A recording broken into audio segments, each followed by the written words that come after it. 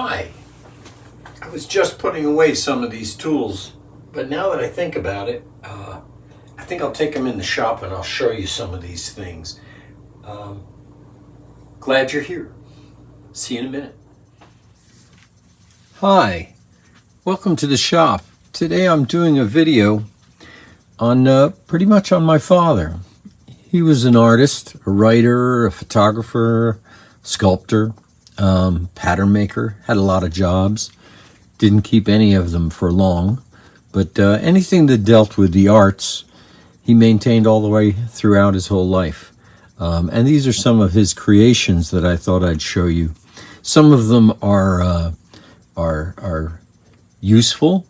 Other things show off a certain aesthetic that he had and a capability that he had. He was born in 1925, and he died at a fairly young age in his 60s.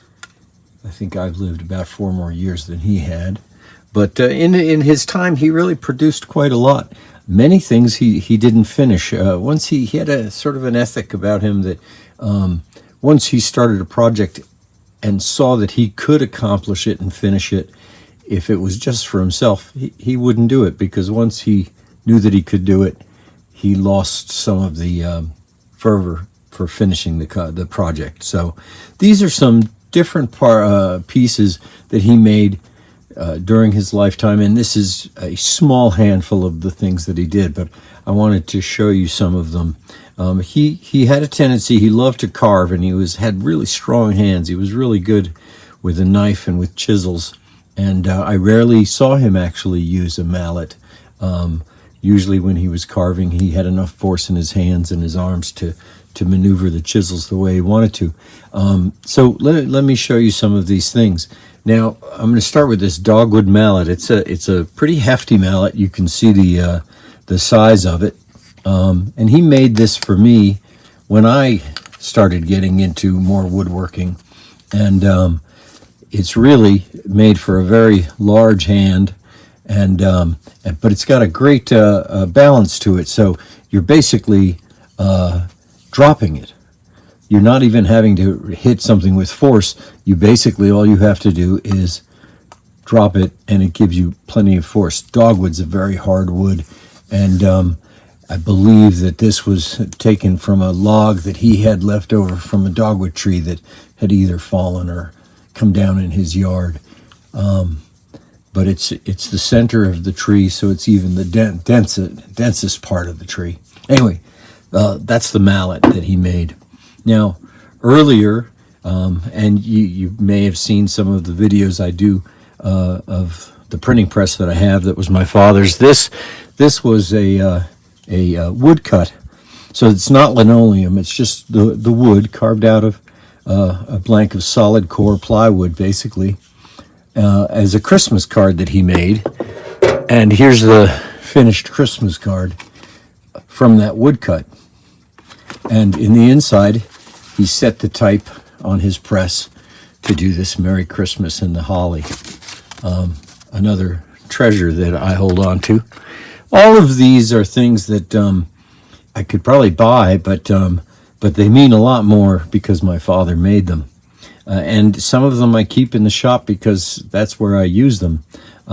This is a plane that he made out of bird's eye maple, and it's a laminated build-up of a plane. In other words, by that I mean the bottom is one piece, and the sole is one piece of wood, and then it's built up with 2 sides. And but his cap here is really quite beautiful. And again, he had large hands, so it was made for a really large hand to grasp. And originally it was flat, but he decided he was going to make some oars for his boat, and so he rounded the bottom of it and changed the shape of the iron. But that's another treasure that I have. I have used it, and it works really, really well.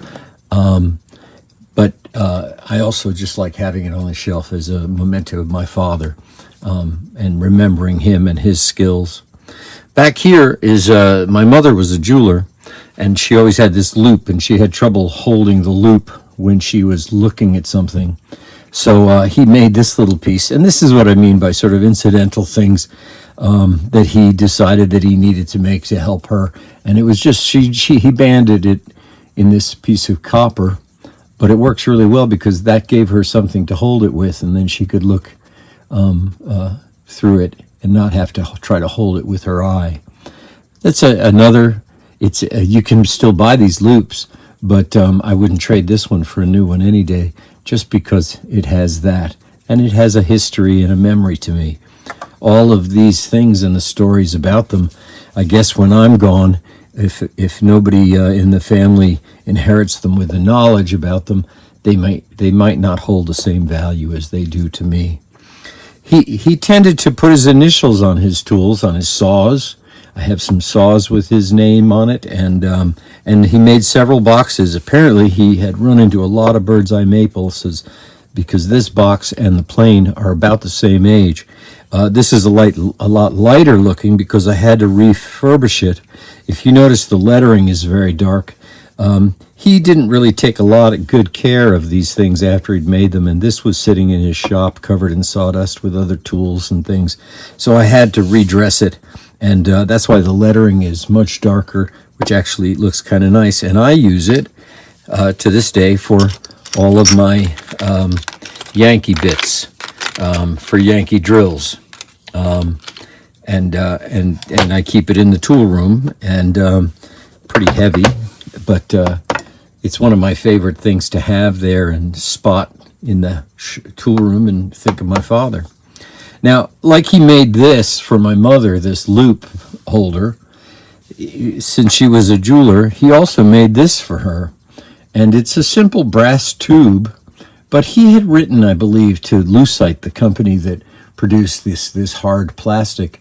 And I think he made a couple of rolling pins out of it. But in the meantime of that, he took this tube of brass and he plugged this end with the lucite.